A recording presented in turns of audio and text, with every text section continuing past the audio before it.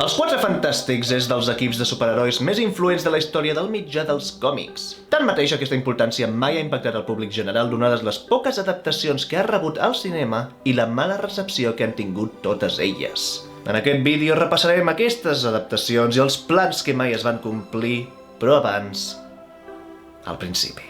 Marvel Comics volia imitar l'èxit que estava tenint DC amb la seva Lliga de la Justícia a base de crear el seu propi equip de superherois. Així que Jack Kirby i Stan Lee creen els Quatre Fantàstics, un equip de 4 astronautes que viatgen a l'espai i tornen amb superpoders. L'equip consisteix en Reed Richards, que és elàstic, la seva esposa Sue Storm, que es torna invisible i genera camps de força, el seu germà Johnny Storm, que pot crear foc i volar, i l'amic familiar Ben Grimm, que és un monstre cobert de pedra. L'interessant és que aquests còmics es centren més en la relació familiar entre l'equip més que en l'equip lluitant contra monstres. I també són els primers personatges en tenir identitats públiques, així que semblen més celebritats que no superherois. I per si fos poc, Jack Kirby també innova amb les històries serials. Fins a aquell moment els còmics eren històries que començaven i acabaven. En canvi, els Quatre Fantàstics introdueixen la idea de històries que duren més d'un número. I donada la seva popularitat, els Quatre Fantàstics apareixen a diverses sèries d'animació, però no es comença a parlar d'una pel·lícula live action fins als anys 90. L'escollit per dirigir és Roger Corman, famós per les seves pel·lícules de terror low budget. Els actors, molt contents de poder participar, assisteixen a diverses convencions anunciant la pròxima estrena de la primera pel·lícula de la primera família de Marvel. Però no s'esperaven el que venia a continuació. Sí, aquesta pel·lícula no s'ha estrenat. De fet, mai va haver la intenció d'estrenar-la. Es va rodar aquesta pel·lícula només perquè la productora mantingués els drets. Petita classe de drets, suposo. Un cop compres els drets d'adaptació d'una propietat intel·lectual, tens X temps per fer una adaptació. Si vols mantenir els drets, has de fer una pel·lícula cada X temps, i així els mantens, si no, els perds. La conya és que aquesta pel·lícula no cal que l'estrenis, simplement en què demostris que l'has fet, ja és suficient com per poder mantenir els drets. Sap que aquestes coses ja no passen, He investigat una mica, sembla que pots trobar còpies d'aquesta pel·lícula que no estic segur que siguin legals. L'excusa que dona el productor que pren aquesta decisió és que ells volen fer una bona pel·lícula dels Quatre Fantàstics, però clar, és que encara no existeix l'ordinador de qualitat, saps? No podem permetre'ns fer una bona pel·lícula encara, així que hem decidit fer una pel·lícula de merda i no estrenar-la.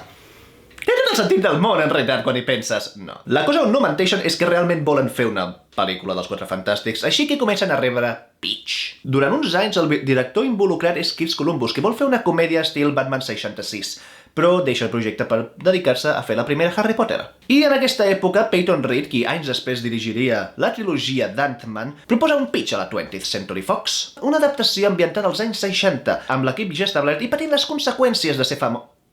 No, tu no encara. Però el pitch no convenç a la productora, i és una llàstima. En canvi, contracten a Tim Story per desenvolupar la nova versió. I quan ja té el guió mínimament acabat, s'estrena la millor pel·lícula de superherois de la història.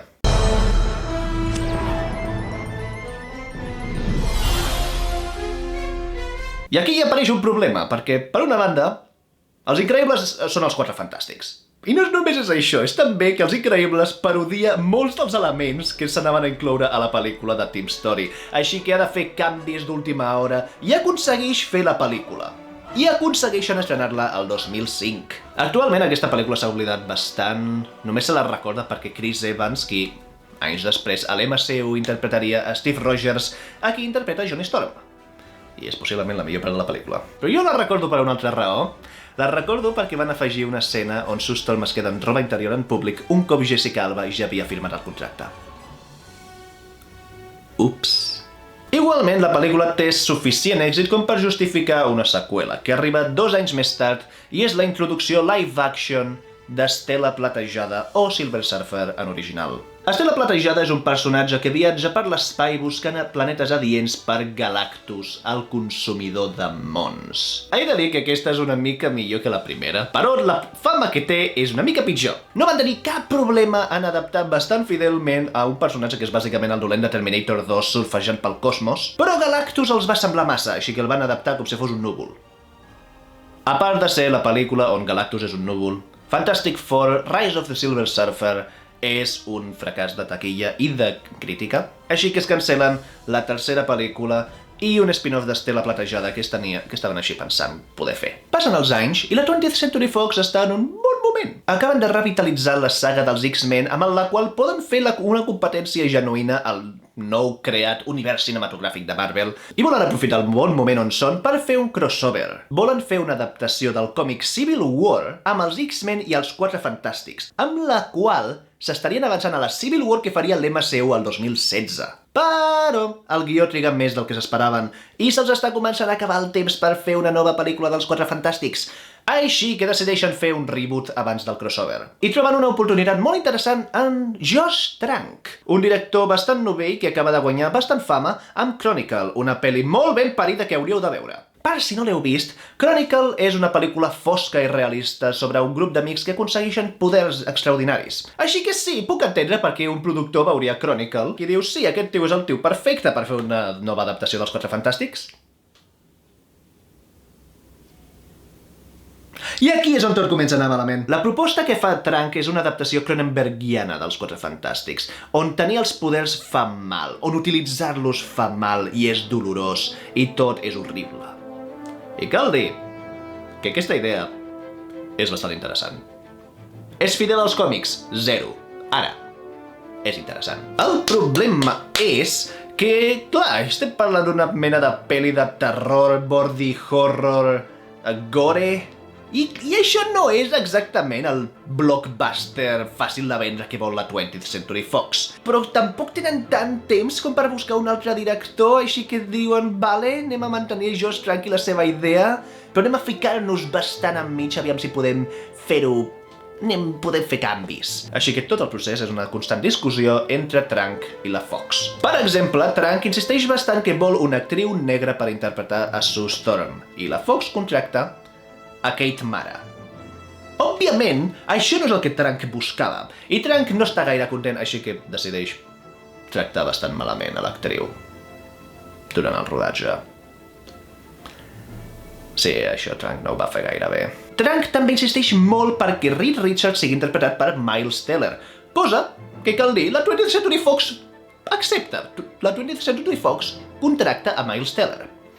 I Teller i Trank es porten tan malament que s'explica que en un dia de rodatge van estar a punt de fotre's d'hòsties. Un cop es va sortir la pel·lícula van començar a sortir moltes històries sobre el comportament de Trank.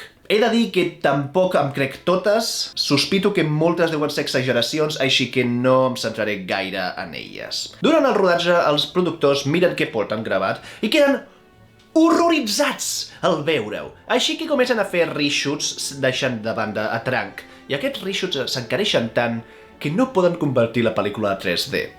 Sí, recordeu aquella època?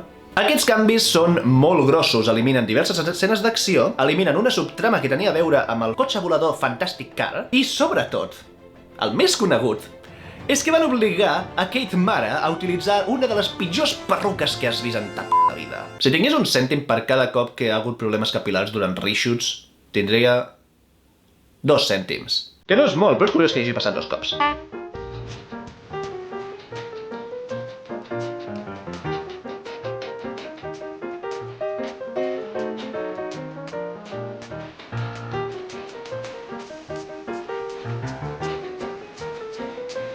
La pel·lícula finalment s'estrena el 2015 i és un fracàs absolut i immediat.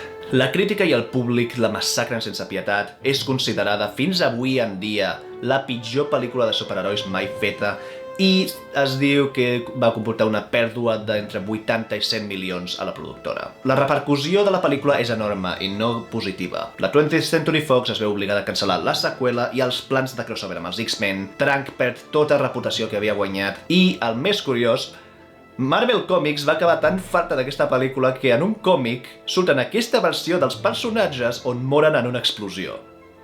No és broma.